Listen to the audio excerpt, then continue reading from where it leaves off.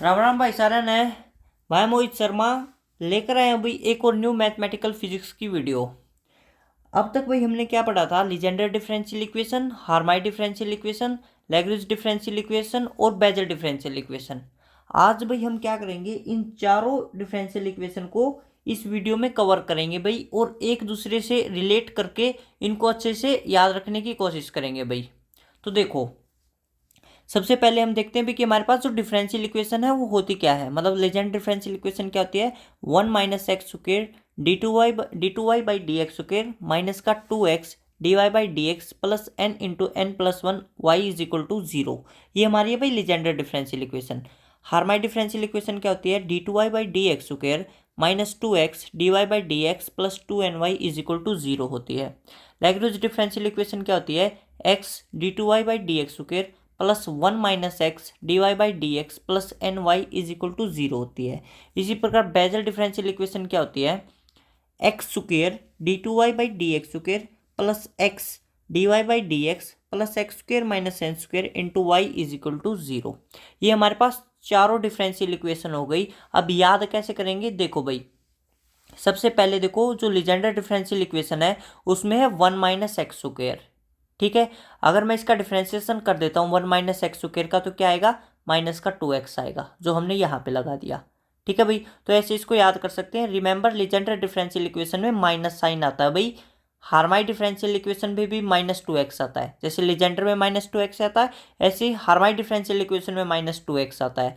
But जो Lagrange और bezel है उनमें माइनस साइन नहीं आता, सिर्फ प्लस साइन आता है। जैसे यहाँ पे भी प्लस है, यहाँ पे प्लस है, यहाँ पे भी प्लस और यहाँ पे भी प्लस है। तो ये साइन रिमेंबर रहनी चाहिए भी सबसे पहले, कि लीजेंडर और हार्माइट में हमारे पास सिर्फ -2x आता है, इनमें क्या आता है? प्लस आता है।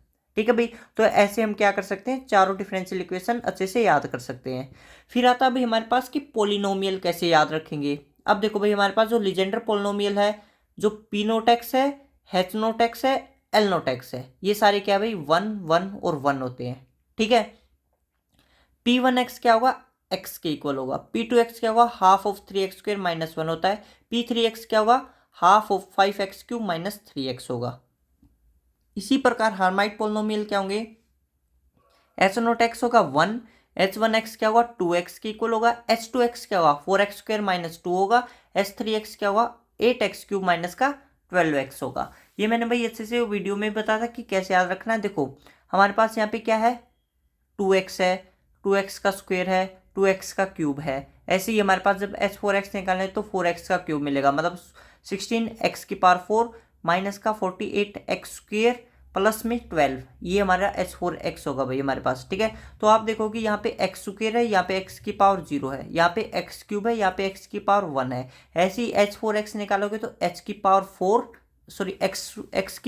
मिलेगा, x² मिलेगा, x⁴ मिलेगी। मतलब हमारे पास जो भी x होता है भाई उनमें क्या होगा? x⁴ में 2 का डिफरेंस है। लाइक x² है तो x⁴ नेक्स्ट टर्म में, यहाँ पे x³ है तो x⁴ होगा। इसी प्रकार x⁴ आएगा, मतलब 16x⁴ माइनस 48x² प्लस 12, मतलब x⁴ है, फिर x² है, फिर x⁴ है। तो ऐसे हम हार्माइट पोलिनोमियल को याद रखेंगे भाई। ठीक है, फिर आता हमारा Lagrange polynomial. L naught x तो 1 याद रह जाएगा। L1x क्या होता है? 1 - x। देखो यहाँ पे हमारे पास क्या होगा? 1 - x होता है, ये क्या हो जाएगा? 1 - x हो गया। L2x क्या हो जाएगा? Half of x² -4x plus 2 होता है। ठीक है, इसी प्रकार जो बेजल है भाई हमारे पास, मैंने बताया था कि जो बेजल है उसके लिए भाई हमारे पास कोई भी रोड ग्रुप फॉर्मूला नहीं होता, उसके लिए हम डायरेक्ट याद रखना पड़ता है। कैसे?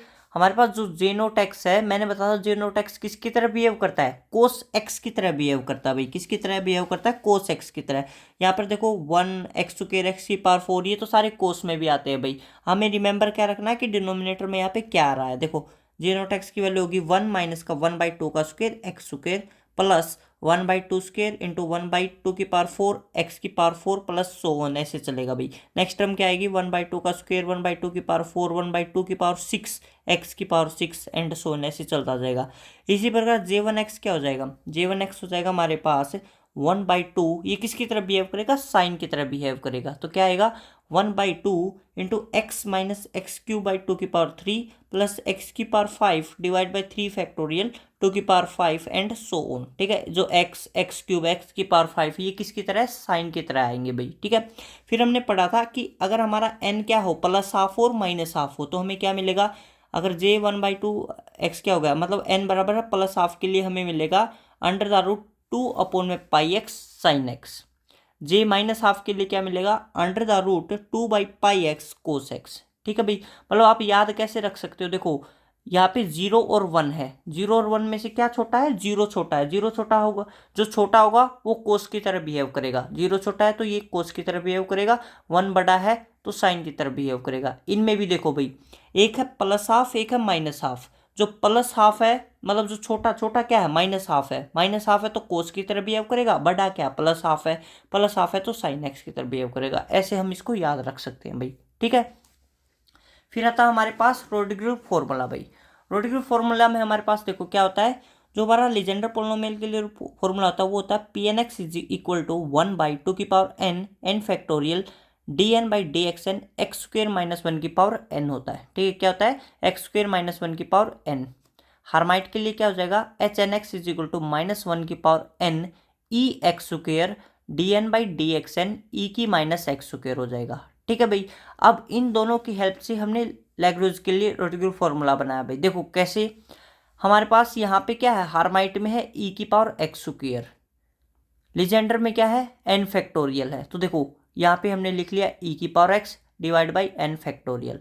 फिर आता है dn/dxn, इसमें भी आ रहा था, इसमें भी आ रहा है, इसमें भी आ रहा है। यहाँ पर हो रहा है एक्स स्क्वेयर की बात, एक्स स्क्वेयर की पावर एन है, तो यहाँ पे हम कहेंगे कि एक्स की पावर एन की बात हो रही है।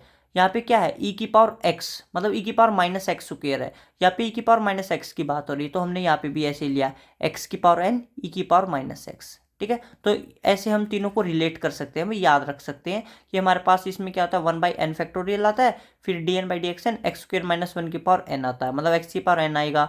यहाँ पे हमारे पास क्या हो रहा है, ई की पावर एक्स में बात हो रही है, तो हमने इन दोनों की हेल्प से तीसरा बना दिया। ठीक है, और फिर हमारे पास जो बेजल है उसके लिए हमने jnx क्या पढ़ा था भाई, jnx इज इक्वल टू हो जाएगा √r बराबर है 0 a0 -1 x by 2 n+2r divide by r factorial into n plus r का फैक्टोरियल हो जाएगा। ए नोट क्या हमारा 1/2 n फैक्टोरियल है, ये हमारा क्या हो जाएगा भाई, jnx हो जाएगा। ठीक है, फिर हम पढ़ते हैं भाई जनरेटिंग फंक्शन। अब देखो हम जनरेटिंग फंक्शन को मैं कैसे रिलेट करता हूँ, कैसे याद रखता हूँ, वो बता देता हूँ।